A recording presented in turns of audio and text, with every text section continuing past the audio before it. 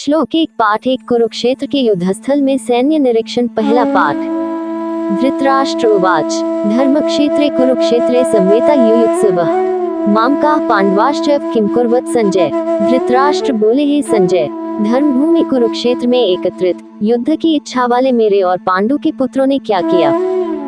1 व्याख्या। हिंदी में व्याख्या। ये श्लोक महाभारत के युद्ध के आरंभ में धृतराष्ट्र द्वारा संजय से पूछा गया प्रश्न है। धृतराष्ट्र, जो कि कुरु वंश के राजा और कौरवों के पिता थे, ने संजय से पूछा कि कुरुक्षेत्र में एकत्र हुए उनके पुत्र कौरव और पांडवों ने क्या किया। यहाँ धृतराष्ट्र धर्मक्षेत्रे और कुरुक्षेत्रे शब्दों का प्रयोग कर रहे हैं, जो कि युद्ध के मैदान का वर्णन करते हैं। धर्मक्षेत्र का अर्थ है धर्म का क्षेत्र, जो ये संकेत करता है कि यह युद्ध केवल सत्ता के लिए नहीं बल्कि धर्म और अधर्म के बीच की लड़ाई भी है। कुरुक्षेत्र का अर्थ है कुरुओं का क्षेत्र, अर्थात कौरवों का क्षेत्र। धृतराष्ट्र की चिंता ये थी कि उनके पुत्र युद्ध में पांडवों के साथ क्या करेंगे, और उन्हें इस बात की उत्सुकता थी कि धर्म और अधर्म के इस महायुद्ध में उनके पुत्र कैसे व्यवहार करेंगे। संजय, जो कि दिव्य दृष्टि से संपन्न थे, धृतराष्ट्र को महाभारत युद्ध के घटनाक्रम का वर्णन करते हैं। इस श्लोक के माध्यम से गीता का प्रारंभ होता है, जिसमें धर्म और अधर्म, न्याय और अन्याय के बीच संघर्ष की गूंज सुनाई देती है। श्लोक 2 पाठ 1 कुरुक्षेत्र के युद्धस्थल में सैन्य निरीक्षण पहला पाठ।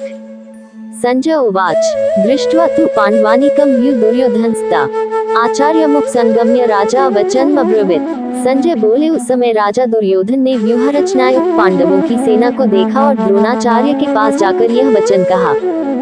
2 व्याख्या। इस श्लोक में महाभारत युद्ध के प्रारंभिक दृश्य का वर्णन किया गया है। जब कौरवों के सेनापति दुर्योधन ने पांडवों की सेना को युद्ध के लिए सुसज्जित और व्यवस्थित देखा, तो वह अपने गुरु द्रोणाचार्य के पास गए।